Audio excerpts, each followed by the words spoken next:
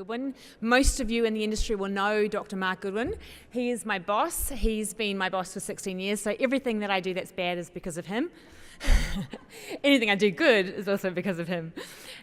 Mark's just probably the smartest mind that I have ever met.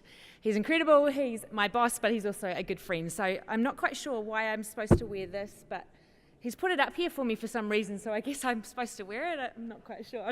I'll leave him to explain that to you. He's going to be talking to us about Nasima Serrano, and he's going to be talking in terms of colony losses in the North Island. So, thank you. These aren't mine either, so I'm not sure what somebody's trying to hint here. So in this presentation, I want to talk about coromandel colony losses. Using the word coromandel is a bit unfair now because I'm talking about something that's much more widespread than coromandel. It's just really where we started looking at it. And I also want to introduce the people who actually do all the work in the project. I just get to stand up here and tell you all about the good work that everybody else is doing. And you'll see on the list of other authors, we've got Dr. James Sainsbury, who's a molecular biologist. We have Sarah Cross, who seems to do everything else that's required and making sure that the scientists do their jobs. She's a research associate with the team. And we have Dr. Oksana Borowick, who's a scientist/beekeeper in Coromandel, who first reported the problems that were going on.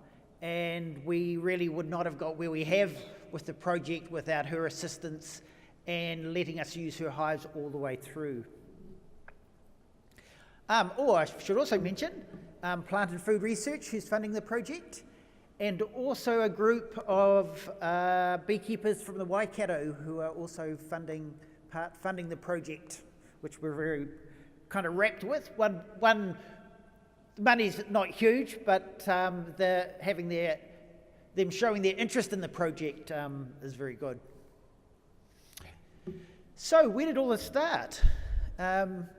Started in spring 2014. Oksana had been going through her hives, and they all looked like this, full of bees, ready to go, ready to put boxes on, go and collect lots of honey. Great, happens every year. She came back a couple of weeks later, and they looked like this. It looked like somebody had gone through all her hives and shaken all the bees out of them and taken them away somewhere. There were probably 95% of the worker bees were missing. The queens were still present, and when we took those queens out of those hives and put them into other hives, the queens were absolutely fine. No problem with the queens. If you looked at the hives, there were lots of eggs in the hives, but very few pupae because there wasn't enough worker bees to rear up those eggs into pupae.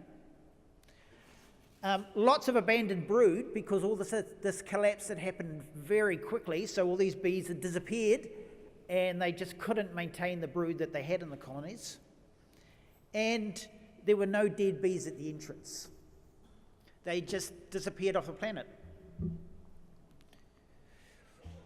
We then went and had a big meeting and talked to other beekeepers in the Coromandel who came along and fessed up that they had all reported seeing exactly the same thing. They didn't want to have tell anybody about it because they thought it might be something they'd done rather than something that was outside their control. And we also got reports very quickly from other parts of New Zealand where really large numbers of hives were suffering the same fate, and we're talking thousands of colonies rather than hundreds of colonies. At that point in time, we didn't really have a good clue of what was happening.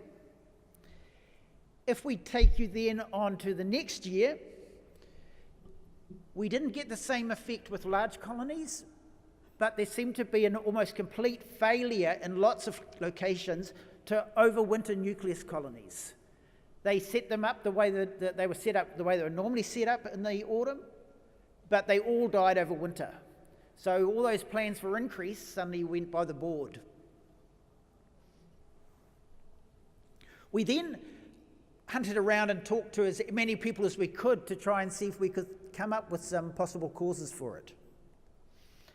And beekeepers suggested all sorts of things. Starvation, but all these colonies all had spare honey in it, so we knew it wasn't starvation. Varroa, well, the Varroa control was pretty good as well, so it really wasn't a possibility for Varroa deaths. The weather was being suggested, but again, the weather seemed pretty similar to what we'd seen at other times. Karaka poisoning was a favourite one because you do get that in some of these areas, but typically karaka poisoning, that's poisoning from the flowers from the karaka tree, you end up with dead bees outside the hive, and you certainly don't get the size of the effects we were seeing. Pesticides was another frequent topic because beekeepers always like pesticides because it means you can blame somebody else for what's happening rather than necessarily what you might be happening inside your hives. But this is Coromandel, and unless they're using pesticides on marijuana, I'm not sure how and where they would be getting pesticides from. And some beekeepers, because it's really popular these days to talk about pollen shortages, I'm not a necessary believer in pollen shortages myself, but if you look at the colonies, they all seem to have plenty of pollen in any case, and it wouldn't explain the loss of all these adult bees. So the obvious things that were left were pathogens. And with the help of MPI and another lab, all of Oxana's hives were tested, and they came up with this list of pathogens. And they found Nosema apis, which is not surprising because every hive in New Zealand has Nosema apis. I remember a president of the Beekeeping Association developed a test for working out whether your bees have Nosema. So if you want to try it at any stage, it's a great one. Get a white piece of paper, put a bee on it and squash it, and then write the word Nosema underneath it. Because that's about the incidence of Nosema in hives. Nosema apis, by the way, costs you probably 10 to 15% of your honey crop every year, but because it has no symptoms, we tend to ignore it. Nosema cerana, which I'll come back to in a minute, Kashmir bee virus, and you would have heard this new find for New Zealand of Lotmeria. Lotmeria we know very little about. It's a new find. That doesn't mean it's new to New Zealand. It may have been here for 100 years, and this is just the first time anybody's ever looked for it.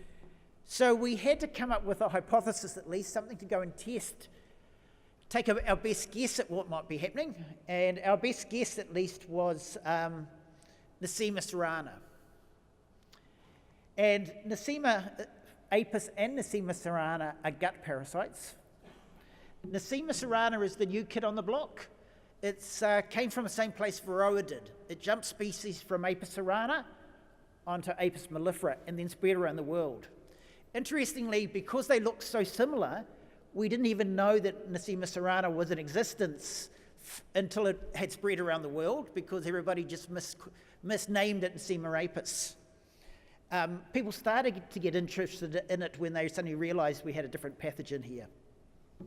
They're gut parasites, and when it was first found in New Zealand, and that was in 2010, interestingly, the first discovery was in the Coromandel Peninsula, which could be a big coincidence here. But they did a very little survey, and they found it in a few other locations as well. Now remember, that's 2010. Imagine the amount of hive movements there's been in the North and South Island in the last six years. If we did a survey now of Nosema cerana, I'm guessing we'll find it just about everywhere. So what are the effects? Nosema apis, this is our one that we're used to living with, is what we call a spring dwindling disease. It's worse in the spring, and it causes colonies just not to thrive. They'd build up much slowly than you might expect them to do. And the transmission is by feeding each other, or they're cleaning up comb that's been defecated on and they become infected that way. Again, you don't see any symptoms, you just see a colony that's not doing as well as what you might think they would do, and you probably all have examples of that. Nosema cerana, if you look in the world literature, there's a bit of disagreement on what effect it has out there. If you read German papers, they suggest it's not a problem, no worse than Nosema apis. There's a Spanish paper that says if you've got Nosema cerana, you get colony collapse and all the bees die and disappear. Whether that's why you get the two papers that say completely different things, we're not sure. It may be climate. Maybe in cold climates it has a different effect than in warm climates. But this rapid colony depopulation fits very much with the symptoms that we were seeing in Coromandel. There's a treatment for Nosema. It works better for Nosema apis than it does for cerana. This is fumagillin. Unfortunately, it's not registered for use in New Zealand. If you're in Canada, you'd all be using it. But it's not, it's not registered in New Zealand and is illegal to use here. So what we thought we would do is to see if we could find another way of controlling Nosema cerana. And there were some ideas in the literature, very old literature, around Nosema apis about some cultural controls that we could try. And we set up a trial, and we set it up just after the honey supers had been taken off. And the idea was we were going to come back and look at the colonies in November to see how well they had done with these cultural controls we put on. But we noticed very quickly that we were starting to get effects just in the first few months after we started the trial. So we decided as a team to stick our necks out here and actually tell you what the results we were getting, because they're actually, I think you'll find them very, very interesting. It's always a danger coming and showing you results early, because people will remind you of what you said, and no matter how much you tell them that, well, the trial wasn't finished then, they just won't believe you, and your reputation will be shot at that point. So having said that, I'll go through what the trial we're doing, show you the results that we're getting, and hopefully it'll pique your interest. So, the way that Oksana managed her hives, she had single box brood chambers. That's the bottom box of this hive. And she took the honey off, extracted it, and put the wet boxes back on the hives above a queen excluder. What we did is we took some of those boxes away again, and we sterilized them. We heated them up to 50 degrees centigrade for 2 hours. And we did that because we know we can kill Nosema apis and Nosema cerana at that temperature and with that length of time. And not only that, we're probably killing a few other things as well, for that matter, a few viruses. And anyway, we put those back on the hive, and we then shifted the queen up above the queen excluder. And what I did was this was scary, I took the queen and just threw it and plonked her in this wet honey box with no other bees and no other brood, and wondering whether she was going to survive at all. Interestingly, she did, and produced lots of brood, which was great. I never thought of doing it that way. But we also did it by shifting a frame of brood up there with the queen on, which I don't know if it made the queen feel any better. It made me feel a lot better about what I was doing, at least. So we did it both ways. In the end, it didn't matter which way we did it. The queen went up the top and started producing brood. But of course, the other thing that happened is the bees moved up to where the brood was, which is what you'd expect. Now, all these bees, of course, have got dirty feet and dirty stomachs and carrying Nosema cerana, Nosema apis, and everything else. So you'd think, well, why bother sterilizing boxes when you're just going to put dirty bees back in over the top of them? And first thing that Oksana did, first thing she noticed was that the colonies where we had sterilized the comb seemed to have huge amounts of brood in them compared to the colonies where we hadn't sterilized the comb. So she went and made up a whole lot of nukes. And we went and looked at the nukes, and we saw something really interesting. And you'll all be used to looking at frames of brood, and you see the spotty brood pattern, where you've got an area of brood and you've got missing cells. And if there's lots of missing cells, you probably do what I do, which is think is the queen, and when nobody's watching, squash her, and put another queen in to get a much better brood pattern out of it. But interestingly, there was a difference in the amount of the viability of the brood between our controls and our treated ones. And if we look at the data, we'll try and look at the data. Never mind, that's exciting. We'll come back to that graph. We also went back to the original colonies that these nukes had come from and checked the brood there to see if we could see the same thing.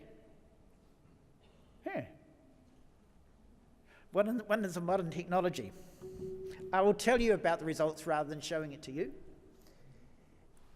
We doubled the brood viability. Okay, so that's just not a little bit.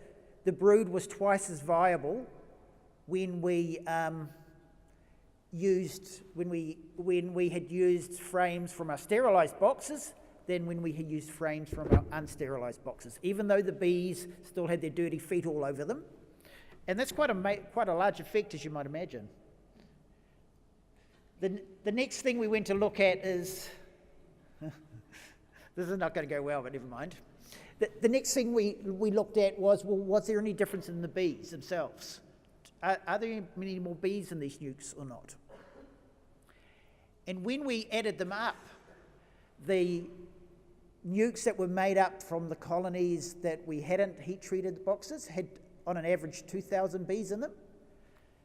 The nukes that we made up from the sterilised boxes had an average of 3,000, that's a big difference for a little nuke that you want to take through winter.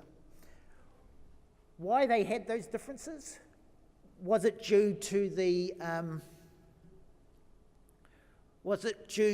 fact that the brood was more viable? Or was it due to the bees were living longer because by sterilising the comb, we had reduced the transmission of Nosema cerana? We just don't know.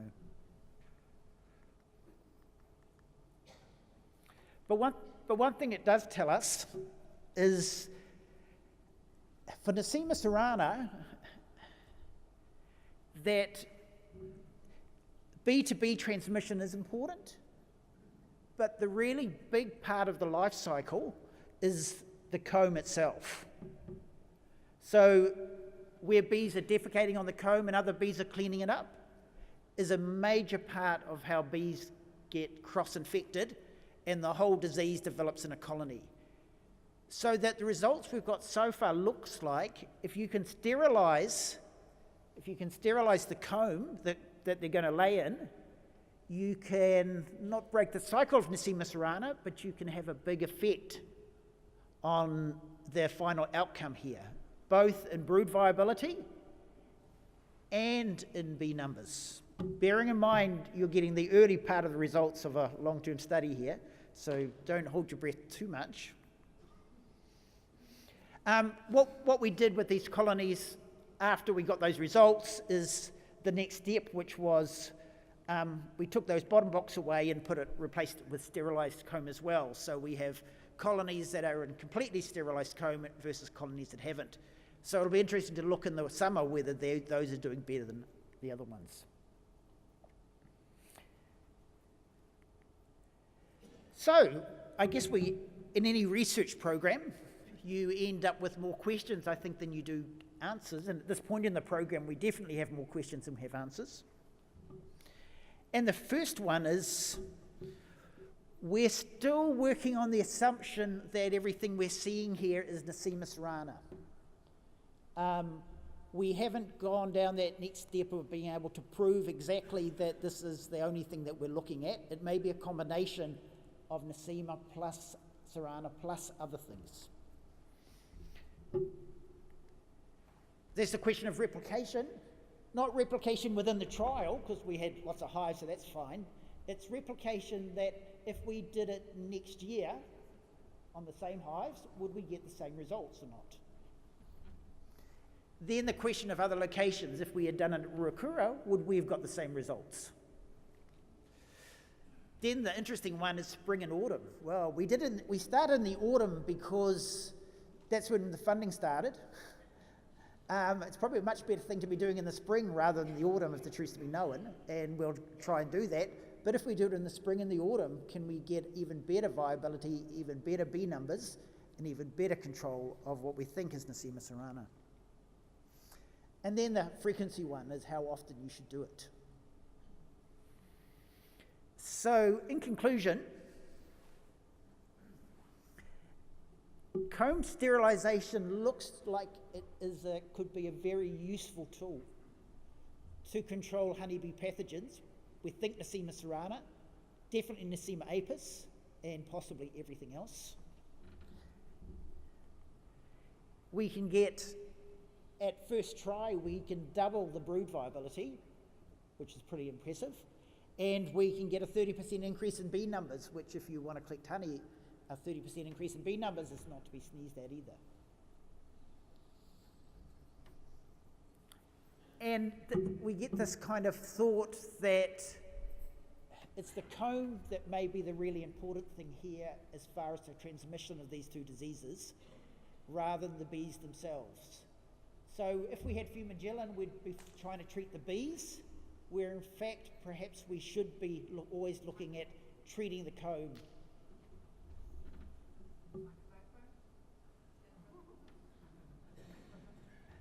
Thank you, Sarah. And my last slide, standing in front of the microphone, is, I guess, something for you to take home and something to think about.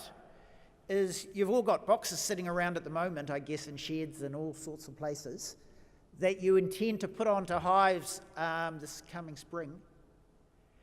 If you don't want to get into something fancy and try the sorts of things we were doing, you might want to think about whether it's worthwhile going out and sterilising them, so that what you're putting back onto your colonies are sterile, and have a look to see what effects you can get out of it. We were surprised. You might be surprised as well. But just remember, 3 months of a 2-year study. We're just putting it out there for you to have a go with. I don't think I'm going to come back in a year's time and say, no, sorry, we've changed our mind. Hopefully I can come next year and give you more detail on other things you can do as well. And we'll stop there. Thank you.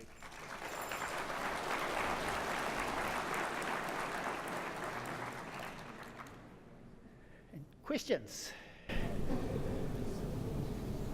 What other methods of comb sterilisation?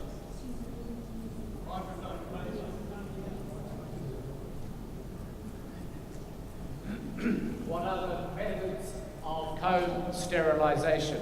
So what are the methods? What other methods? You could, if we're in Australia, we'd use irradiation. There are other potential ones. This one's by far, I think, the easiest one. 50 degrees is easy to achieve. If there's any hobbyists who are thinking they're going to do it in their ovens at home, I might suggest the temperature control is not quite good enough to achieve that, and the fire brigade will forget to find out. But that's the only one. So that's the only one we've looked at.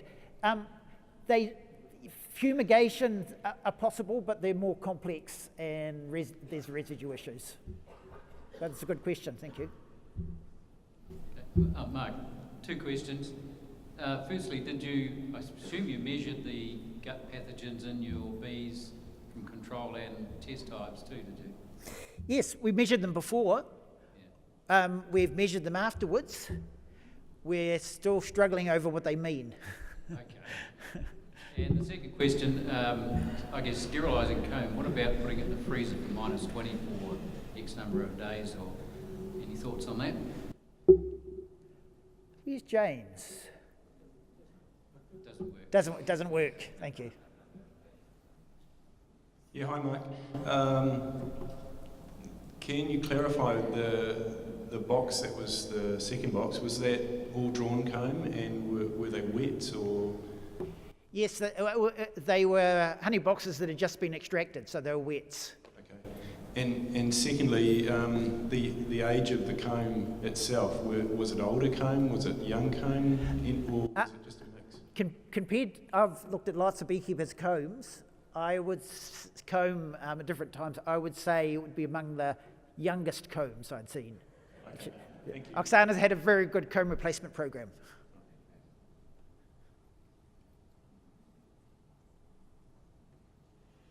Questions? Yeah, just a quick question. So getting it to 50 degrees is, what did you put it in a container and heat it, or how did you do that? How would you do? I'm not sure I really want to answer that question because we've got some incubators at work. We had to borrow off everybody, which is not the recommended way if you want to do a couple of pallets of boxes. But if you wanted to do a large area, you would use a container, or you would make a room with good ventilation and heating. 50 degrees is not very high, but you have to get very good air circulation. Okay. And one other thing, what about sort of fluvalinate residues and stuff that I remember Randy Oliver saying, you know, after using that sort of thing, after 10 years, you'd get a lot of it in the wax. You're saying you put new young comb on. Was there a possibility that some of the older comb perhaps had residues that queens start laying patchy, that kind of thing? What we did was we just randomly selected the boxes. So half the boxes were unsterilised and half were sterilised. So as far as residues, they should have just been equally spread across both groups. But that's a good point.